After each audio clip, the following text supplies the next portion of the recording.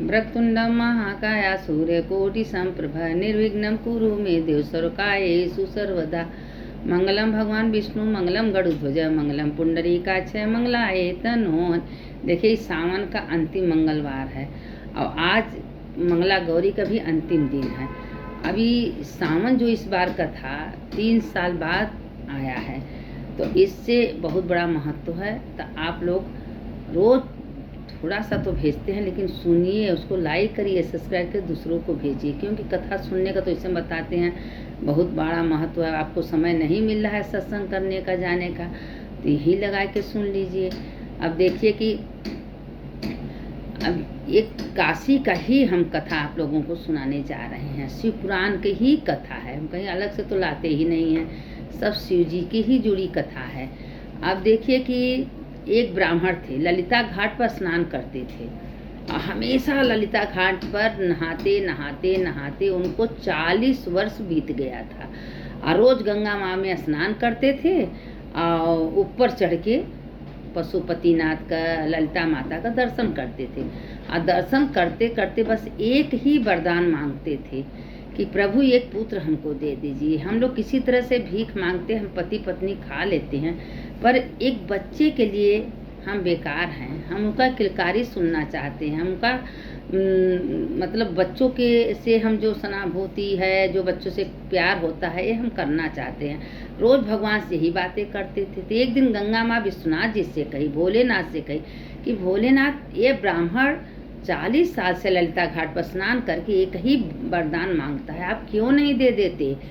तो गंगा माँ से कहें, गंगा माँ कहें हम देना चाहते हैं गंगा, लेकिन कैसे दें, इसके भाग्य में ब्रह्मा तो लिख दिए हैं कि 7 जन्म तक कोई संतान नहीं है, तो हम कैसे इसको दे दें। आप बड़े फेर में कहें, प्रभु हमको दया आ जाती है कि एक कोई नियम से कोई कार्य करता है और जो उसको ज़रूरत होता है वो मांगता है, तो हमको दया आ जाती है, हम उसको देने के लिए तैयार हो जाते हैं। आप तो विश्व के नाथ, विश्वनाथ हैं, आप क्यों नहीं दे देते।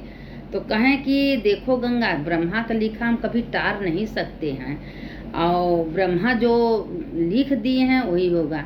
गंगा माँ पार्वती माँ से कहीं, गंगा माँ पार्वती दोनों बहन हैं, तो पार्वती जी भोलेनाथ से प्रेरणा कहीं, भोलेनाथ इसको दे दीजिए, और नहीं तो आपका आराधना कौन इतना मन से करेगा। कुछ 40 साल तक कुछ कहता है ये आदमी ब्राह्मण, रोज पर डे ललिता घाट पर नहा के या विश्वनाथ का दर्शन के कहीं वरदान रोज मांगता है, तो प्रभु दे दीजिए। तो कहें पार्वती, अच्छा ठीक है जब तुम कही रही हो, क्योंकि जल्दी भोलेनाथ पार्वती जी का कहना टारते नहीं हैं। जो पार्वती माता इसीलिए कहते हैं ना कि आप लोग पार्वती माता का, मंगला गौरी का पूजा किया करिए, क्योंकि पार्वती माता खुश हो गई तो छप्पर फाड़ के मिलने में कोई दिक्कत नहीं होता है, क्योंकि हमेशा भोलेनाथ को प्रेरणा माँ पार्वती ही कहती हैं। अगर पार्वती माता कोई चीज़ कह दे तो भोलेनाथ उसको कभी भी नहीं टार सकते। कहें ठीक है। अब वो ब्राह्मण के पास वो गंगा नहा रहा था, यही मांग रहा था, ये भगवान एक औलाद हमको दे दीजिए। तो भगवान आए के उनके पास सामने खड़े हो गए हैं। कहे, मांगो ब्राह्मण, क्या चाहते हो। देखो तुम्हारे किस्मत में औलाद नहीं है, लेकिन एक औलाद कम आयु का होगा, लेकिन वो औलाद जो है बहुत ज्ञानी, बुद्धिमान, तेजस्वी होगा। एक औलाद पूर्ण आयु वाला होगा, लेकिन वो दुष्ट प्रकृति का होगा, चोर होगा, चमारी होगा, मतलब दुष्ट। तो कहें ठीक है प्रभु, अभी हम अपनी पत्नी से पूछ के आ रहे हैं, तो हम आपसे बताते हैं। दौड़े दौड़े गए ब्राह्मण अपने घर, अपने पत्नी से पूछे कि आज मैं महादेव मेरे सामने आए थे, तो कहा तुमने क्या मांगा।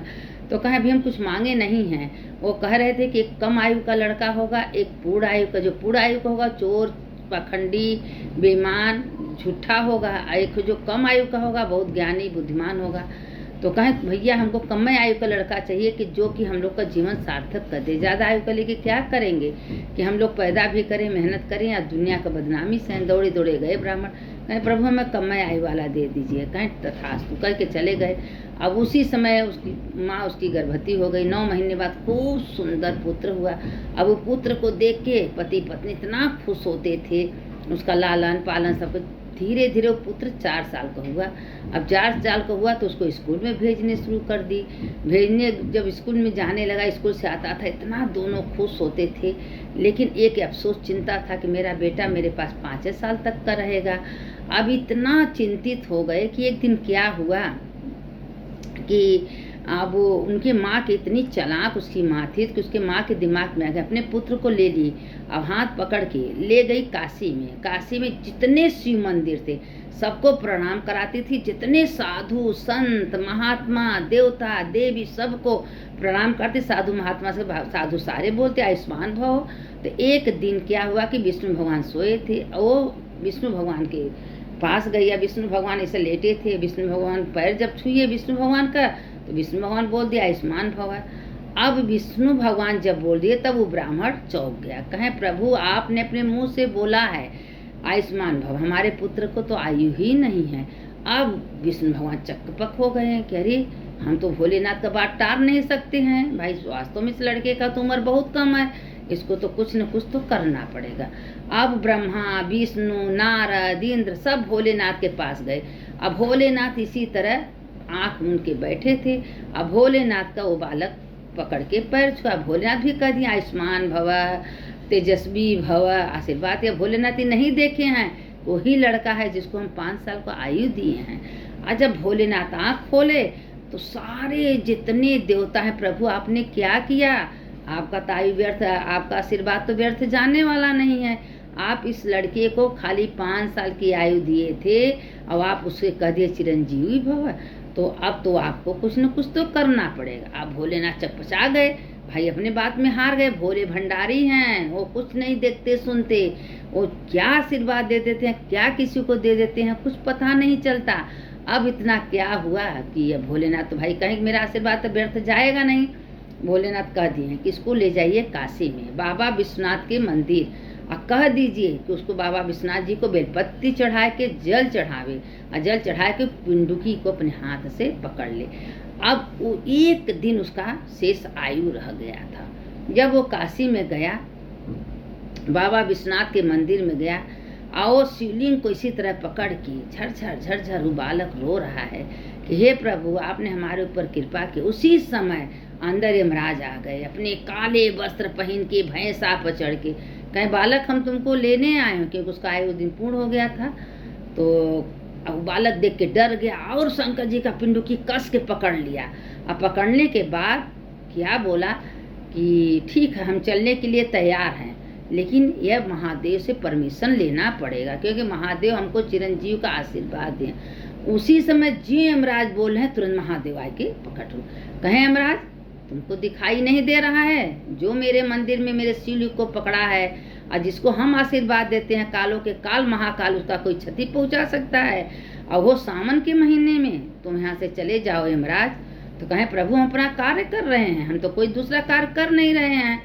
तो कहें कि ठीक है तुम अपना कार्य कर रहे हो, लेकिन हमारे आगे सब झुकते हैं और इसको हम आज से आशीर्वाद दे रहे हैं, चिरंजीवी का आशीर्वाद दे रहे हैं। इसका नाम मार्कंडेय महादेव पड़ेगा और जो भी कोई जाएगा इसका दर्शन करेगा उसके समस्त पाप तत्काल नष्ट हो जाएंगे, अजर अमर होगा, 5 साल की आयु नहीं होगा। आज भी पृथ्वी पर मार्कंडेय महादेव जीवित हैं।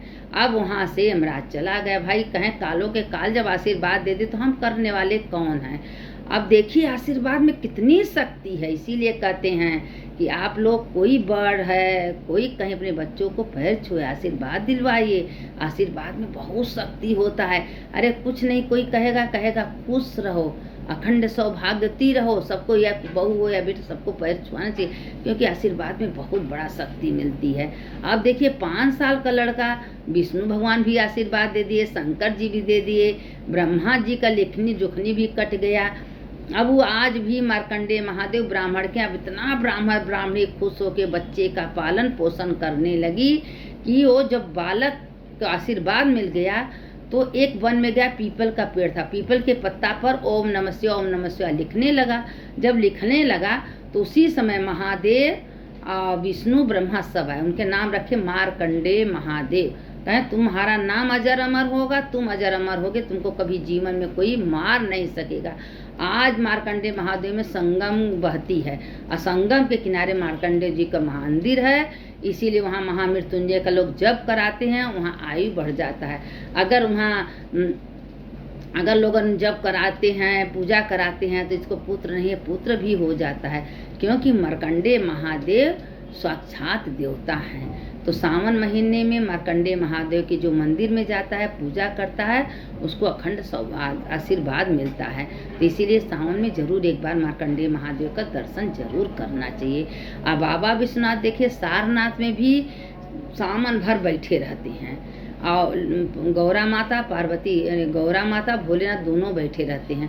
अब उसमें क्या हुआ, आज मंगला गौरी का दिन था, तो मंगला गौरी में जो एक बेटी थी, वो भगवान ने लिख दिए थे कि तुमको सौभाग्य की कमी है। तो वो मंगला गौरी का व्रत करती थी, माता का पूजा करेंगे, माता मेरा अखंड सौभाग्य दे देंगी।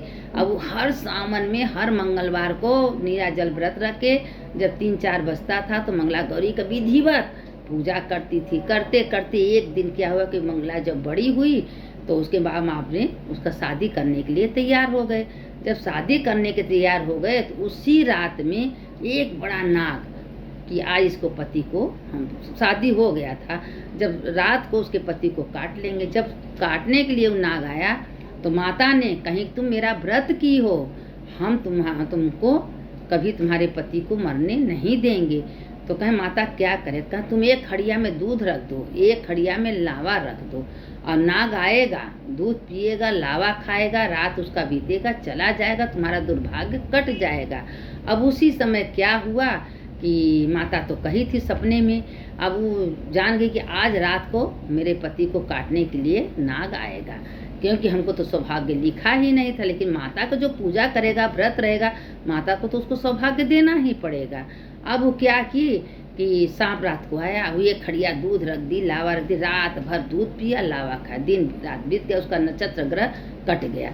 कटने के बाद वो नाग चला गया। जब चला गया तो माता के मंदिर में वो मंगला गई, हे माँ आप तो अखंड सौभाग्य देने वाली हो, स्वयं सौभाग्य दायिनी हो माँ। हमको मालूम था कि मेरे सौभाग्य नहीं था, लेकिन हम जानते थे कि आपका व्रत जो 5 साल तक कर लेगा उसको अखंड सौभाग्य आप दे देती हो माँ। इतना मंगला गौरी का महत्व है सावन में कि जितना मंगल पड़े उतना व्रत रहिए, उतना जैसे 8 पत्ती 16 पत्ती अशोक का 16 पत्ती सब लिया के पूजा, बहुत विधिवत पूजा होता है। जो करता है उसका वैधव्य दूर हो जाता है। तो ये तो है मंगला गौरी का, ये बाबा विश्वनाथ का। जो इस कथा को सुनेगा उसके घर में सुख शांति समृद्धि होगा, कभी उसके घर में खुशी का अभाव नहीं होगा। इसीलिए बार बार छांट के हम कथा आप लोग को सुनाते हैं, निकालते हैं कि आप लोग खूब सुनिए, दूसरों को भेजिए, दूसरों को सुनाइए। इसीलिए हम संक्षेप में, कथा तो बहुत लंबी है लेकिन हम छोटे में आप लोग को सुनाते हैं कि ताकि आपको मन न डूबे, आप उसको खूब अच्छे से सुनिए। सुनने वाले की जय, सुनाने वाले की जय। शंकर शंकर हर हर शंकर, शंकर शंकर जय जय शंकर। मंगल भवन या मंगल हारी, उमा जपत ही त्रिपुरारी। हर हर महादेव शंभो काशी विश्वनाथ गंगे। माता पार्वती संगे। जो इस कथा को सुनता है उसका भी जय होता है, जो सुनाता है उसका जय होता है। सुनने से कथा पुराण व्यर्थ नहीं जाता है, ये हमारे जीवन का सार्थक है। हर हर महादेव, हर घर महादेव।